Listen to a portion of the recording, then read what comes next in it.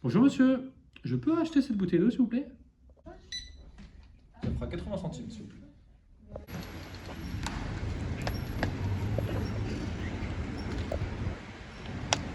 C'est vrai que c'est pratique, mais est-ce que le plastique c'est vraiment responsable?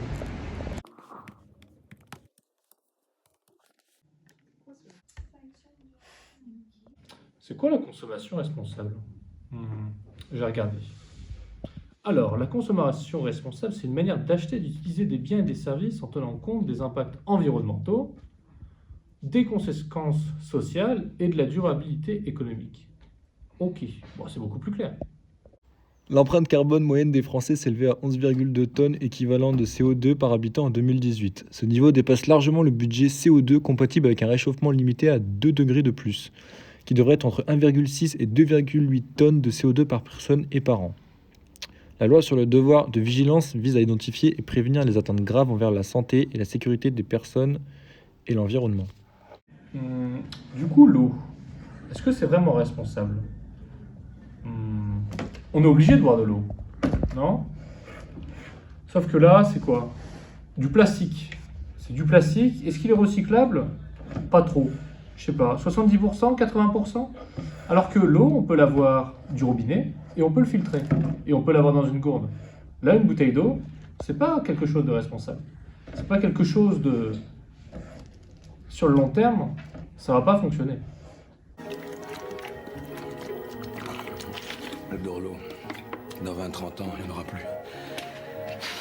On a parlé de boire, mais là j'ai un petit creux. Si je voulais manger quelque chose, genre un steak haché, Allez, qu'on fasse de l'éco-conception sur des bouteilles ou bien qu'on boive l'eau du robinet.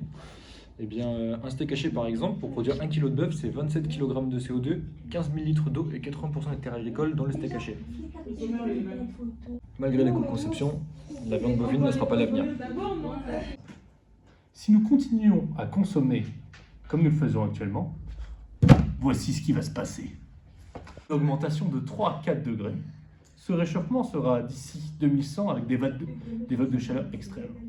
On aura aussi une espèce sur 8 qui va disparaître. On aura des pénuries d'eau pour 40% de la population mondiale. À moins d'être un surhomme comme lui, vous n'y arriverez pas.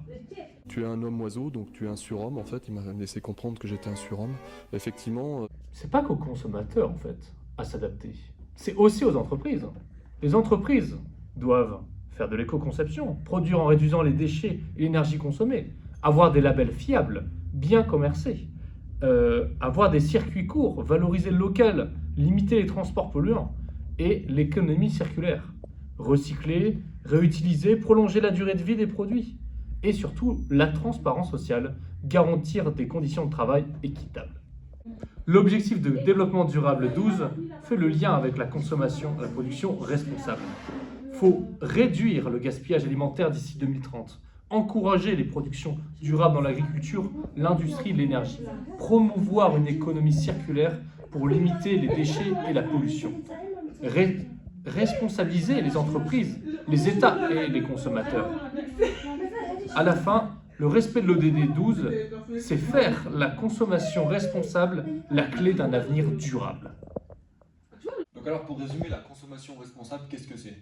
Donc c'est tout d'abord agir sur l'environnement, la société et l'économie. À cela, pour agir sur ça, ça signifie recycler ou réparer des produits si on peut. Des produits avec label, on les privilégie. On choisit des produits d'éco-conception si possible. Et dans la mesure du possible, on limite sa consommation de viande et on consomme plus local. Si on applique ces choses-là, qu'est-ce qu'on en déduit? On préserve les ressources, donc de la planète, on réduit la pollution, on a une économie plus juste et plus locale, et surtout on améliore aussi sa qualité de vie. Donc concrètement, ça,